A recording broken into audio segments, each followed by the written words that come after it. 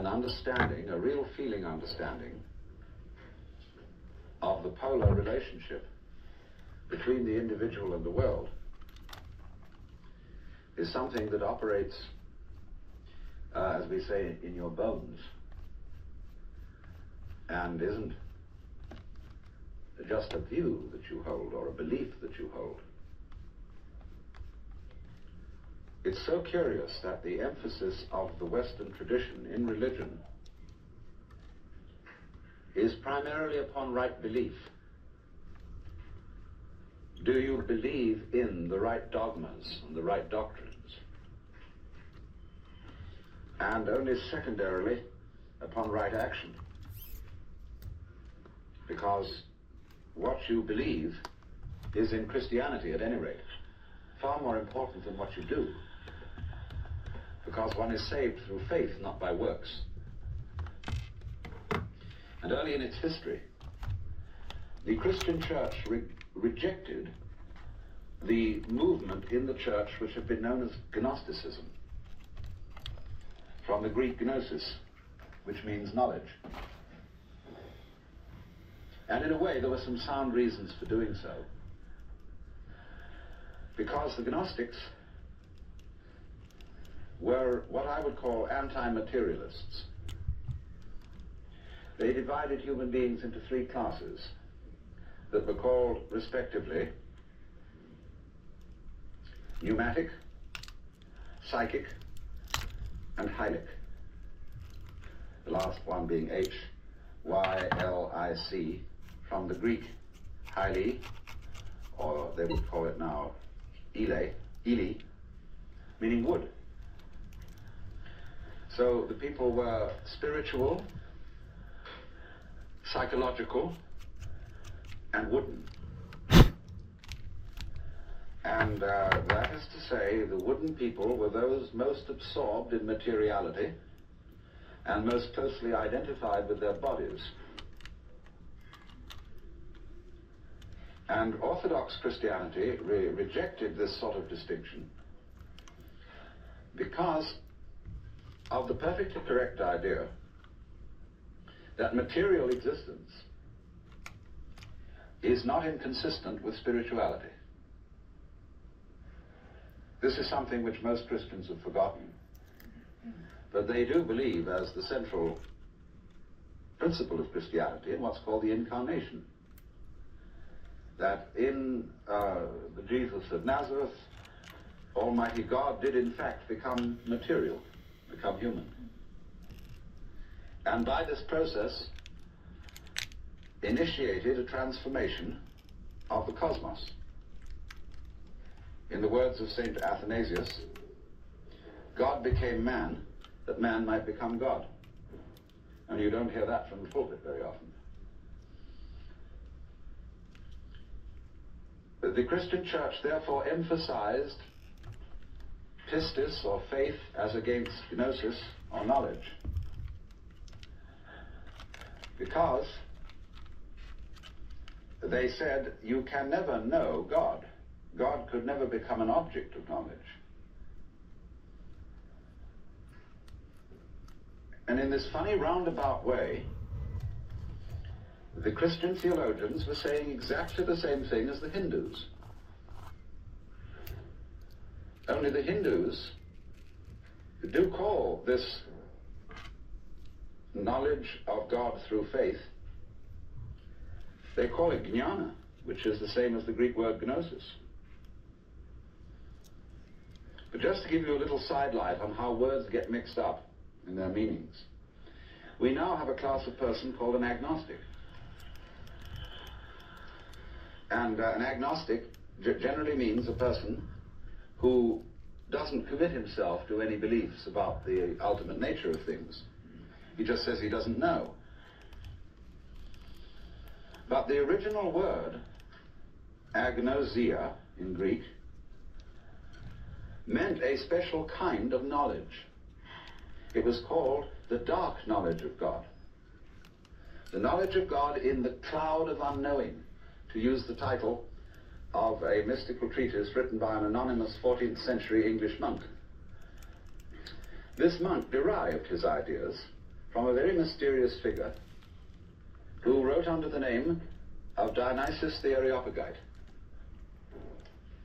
Dionysius was a 5th or 6th century Syrian monk who had learned his mysticism from Porphyry, who got it from Plotinus, who was a Neoplatonist, and who probably got a great deal of stimulation from the intellectual world of Alexandria.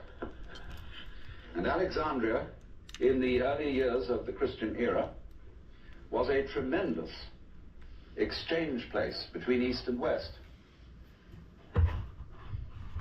Buddhist monks visited Alexandria. It was one of the great centers of trade between Rome and India. And as you may know, all Rome's gold eventually went to India for the purchase of pepper.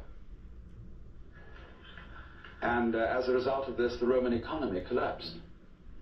They bought too much luxury from India. India, in exchange, got Roman architecture. And you'll see a lot of Roman architecture in Indian temples. But Alexandria was the great center for the Gnostics and for Christian theology. And some of the greatest theologians, Clement, Origen, Athanasius, St. Cyril, all worked out of Alexandria. Well, now going back to this strange monk, Dionysius, it was he who first put around the idea in Christian circles that there was such a thing of the knowledge as the knowledge of God by faith, by agnosia, really, by unknowing. And he, in a book which he wrote, a very short book called the Theologia Mystica, he wrote a treatise on the higher knowledge of God, which might be quoted directly from the Upanishads in certain parts of it. The last section of it reads like the Mandukya Upanishad, because it's a series of negations. It says what God is not. And he goes very far, because he says that God is not one. He says our idea of unity falls far short of what God is. So does our idea of Trinity. So does our idea of spirit, our idea of mind, of justice, of love. All these things are not really God. And he says in another place, if anybody, having seen God, understood what he had seen, what he would have seen would not have been God, but some creature of God, less than God, some sort of angel or something like that. It's perfectly amazing to consider the influence that this man had. For writing under the name of Dionysius the Areopagite, he became identified, you see, with St. Paul's first convert in Athens. And legend has it that he was the first bishop of Athens and was martyred in Gaul, and where he's known as St. Denis. But St. Thomas Aquinas looked upon the writings of Dionysius the Areopagite as having the highest authority. And you could, if all the texts of Dionysius's work had been lost, you could restore most of it from quotations in St. Thomas. He wrote really two very important books. One was the one I said, the Theologia Mystica. The other was called the Divine Names.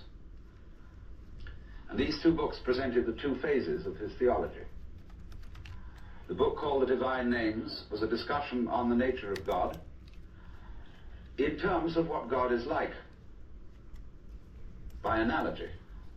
And this kind of knowledge of God he called kataphatic, from the Greek pheme, to speak or say, kata, meaning to say according to, that is to say, to speak by analogy. Where he used, though, entirely negative language about God, this sort of discourse was called apophatic. And the word apo meaning away from, to talk away from. Just as a sculptor, when he makes an image, reveals the image by removing stone. And so Dionysius explained that one attains the knowledge of God by discarding concepts, which is exactly what the Hindus mean when they say, of God one can only say, neti, neti, not this, not this, not any conception. Thus, in Hindu philosophy, the highest state of consciousness in samadhi is called nirvikalpa samadhi, which means literally non-conceptual. Vikalpa means a concept. Nir is a negation. So the non-conceptual knowledge. Now, people have greatly misunderstood this. They have imagined that unknowing the state of the highest contemplation was the acquisition of a blank mind, from which you first discarded thought, you went on to discard perception, you went on to discard any kind of sensory content in awareness, until you were, so far as anyone could say, aware of nothing. And they supposed that this kind of catatonic state was mystical consciousness. This is often believed in India. If you go to the Vedanta Society and ask, what do you mean by nirvikalpa samadhi, they will tell you that the one in that state has no consciousness whatsoever of the sensory world, that he is completely absorbed, as you sometimes see Hindu holy men sitting in a state where they are blind and deaf to everything going on around them. The founder of Chinese Zen, known as Huineng, described people like that as no better than pieces of rock and lumps of wood.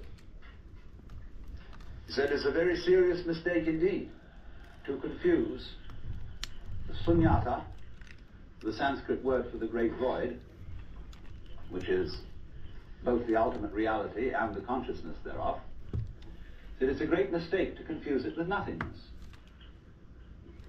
It is rather to be thought of as space, or like space, because space is not empty. It contains the whole universe. And so in the same way, the state of mind of a person who is truly enlightened is not empty. It contains everything. But like space, it is not stained by what it contains. And it's often said in Zen imagery, you can't hammer a nail into space. You can't spit on the sky and soil it. If you try, the spit will just return and hit your own face. So they go on to say the consciousness in all of us, your basic mind is like space. It is completely pure. But of course, by purity, they don't mean unsexual, which is of course what purity generally means in the Western world. Blessed are the pure in heart, for they shall see God.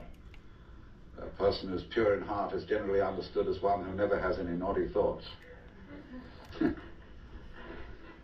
know what naughty means? It means vain, negative, empty. A naughty person, therefore, is one who doesn't amount to anything, who's just nothing. That's the real meaning. But this misunderstanding of the nature of contemplation existed not only in India, from which it was transmitted to China, but also in the West.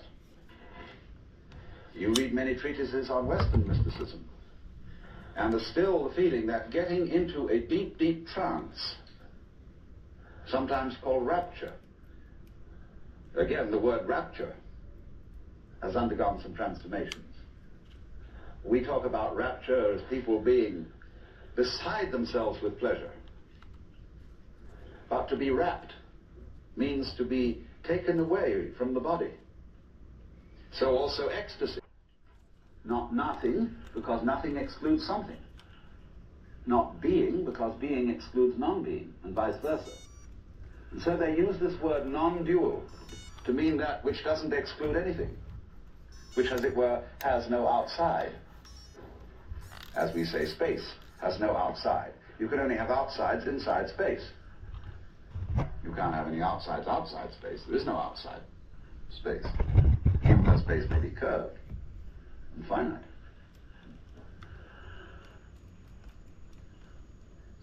So, if you want to think incidentally about curved space, go and take a look at a photograph in the Life, a book on mathematics, where there's a picture of a Klein bottle, which is a three-dimensional Möbius strip. A Möbius strip, you know, is a piece of paper that is twisted once and then joined, and it has only one side and only one edge. Now, a Klein bottle is a three-dimensional Möbius strip, and it only has one inside. It has no outside. You can say it has an inside and no outside, or it has an outside and no inside. It's a fabulous little trick. But something like that would be the nature of space, as that which does indeed transcend the opposites. Not quite. No, we'd have to do one extra move on a serpent to make it into a Klein bottle. You'd have to tuck its head through the side of its skin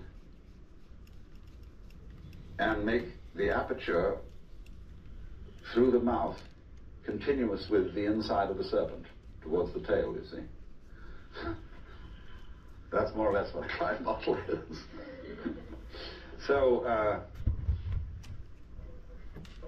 what I'm getting to, I'm giving you something out of the general history of religions to show that what has been meant by the mystical state, the state of samadhi or awakening in certain traditions, is not this state of trance, but a state of consciousness in which you can perfectly well carry on your daily affairs. And of course, what is meant by a bodhisattva as the ideal type of Buddhist person is that he is not wrapped, that he is actively engaged in the life of the world, because he has gone beyond the illusion that nirvana is to be found away from everyday life. So what is then the point of meditation? Why meditate? Why do you have to crawl off into a hole, or go to a Zen monastery, or retire and be quiet, when this is only a withdrawal? Is there anything to be said for it? Well, meditation is, in that sense, as a practice, as a discipline, is a very curious problem. Because from one point of view it's a help, and from another point of view a hindrance. And I think we have to understand, first of all, that meditation exercises are medicinal rather than dietary. The same could be said of LSD. A medicine, not a diet.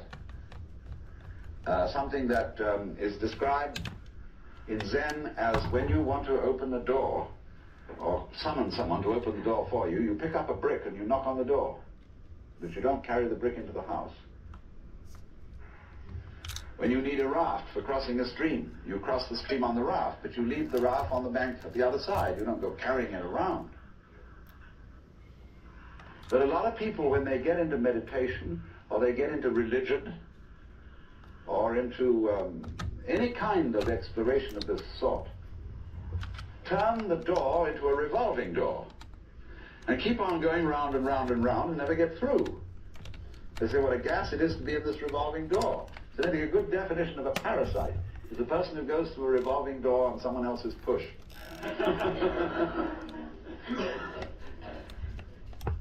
So there are all sorts of people in the religious racket who are going through revolving doors.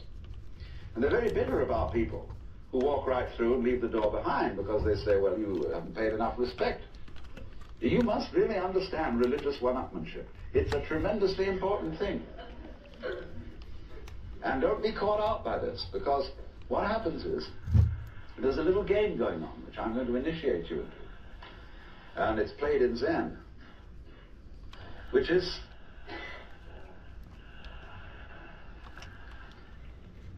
it works like this. If you go to a teacher and ask for spiritual instruction, or even if you come to a seminar like this, you are, by doing that,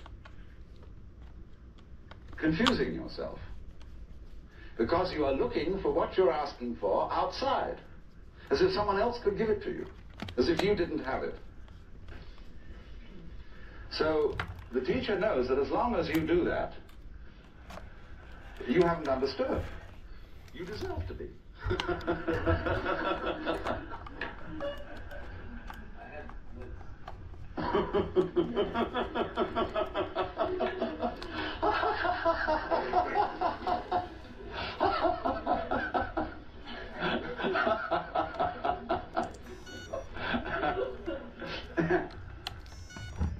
Now, you become very aware of this if you ever do momentarily slip into some sort of a mystical experience.